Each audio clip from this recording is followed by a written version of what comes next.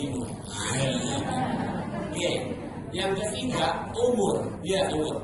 COVID sama sekali tidak berbahaya sampai usia 9 tahun. 0. Gak ada kematian. Jadi kalau ada ngomong anak-anak mati karena COVID, berita bohong. Bohong. Ya. Sampai 9 tahun 0 kasus kematian pada anak-anak. Ini seluruh dunia.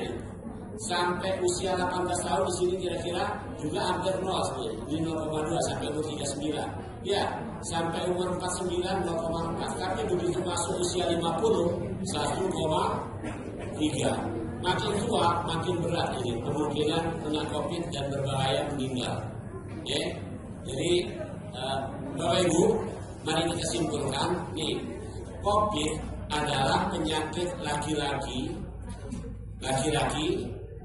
yang mungkin punya penyakit sebelumnya, umurnya lah tua. Ya. Paham ya? Jadi ini clear ini clear. Maka itu resepnya adalah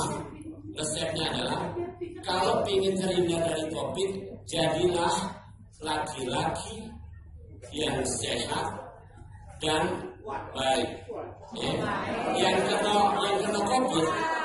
kena COVID bahasa Belanda lanang tua kasih aku.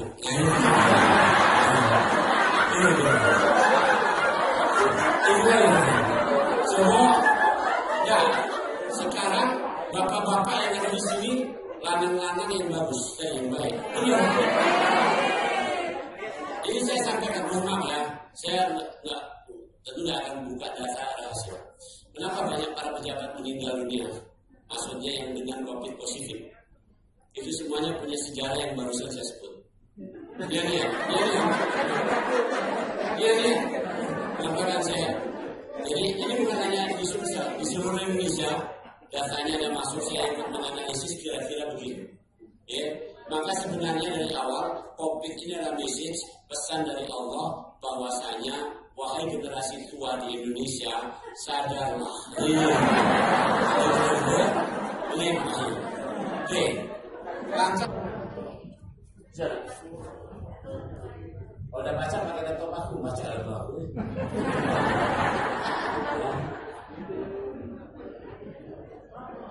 Maksudnya ini dituruh dalam maknanya dipotong aja.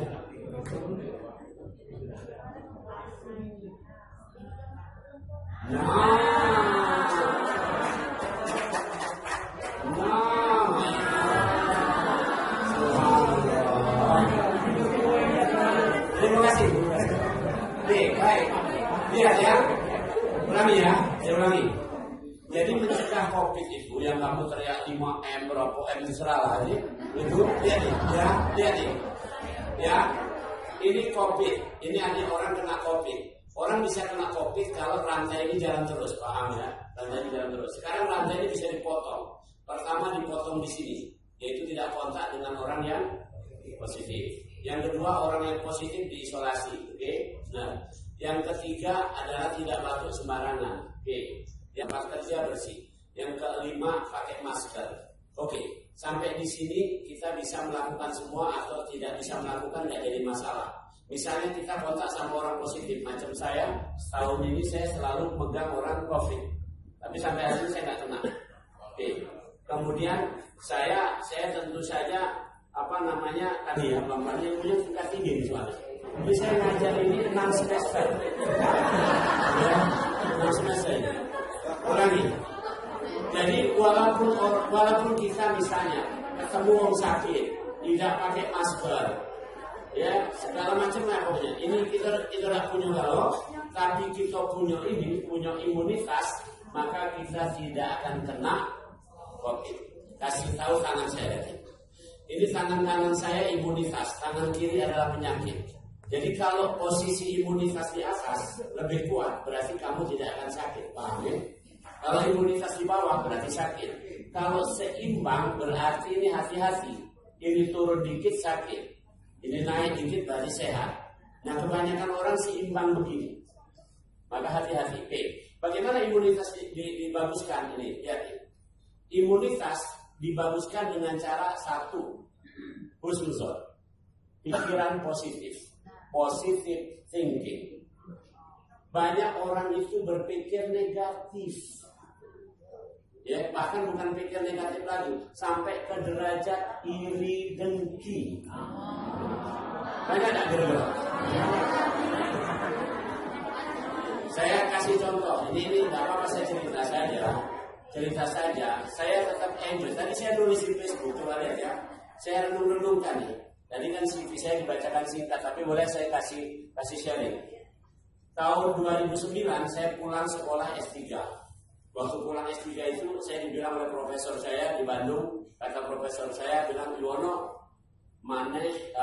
kamu nanti akan jadi dekan dan jadi profesor sebentar lagi. Itu kata guru saya. Amin. Rupanya benar. 2009 waktu itu usia saya 37 tahun. Kemudian 2010 akhir 2011 saya mengusulkan untuk jadi profesor. Dan 2011 saya ikut pemilihan dekan. Tadi tentang pikiran positif. Jadi apapun positif pikiran apa? Buntu berpikir positif. Begitu buntu coba pikir positif. Aku ini buntu sekarang, tapi alhamdulillah gara-gara buntunya aku tidak ada berjalan kemana-mana. 6 jam. Saya hari Kamis pulang dari Bandung. Saya tidur hanya 2 jam. Hari Kamis itu hanya 2 jam. Malam Kamis itu hanya 2 jam. Maka hari Kamis pagi saya tidur 1 jam. Berarti masih 3 jam. Masih kurang 3 jam. Kamis sore saya tidur lagi 2 jam. Maka 5 jam. Masih kurang. Ya. Kemudian malam Jumat saya tambahin tidur 7 jam. Supaya jumlah Kamis 6 jam.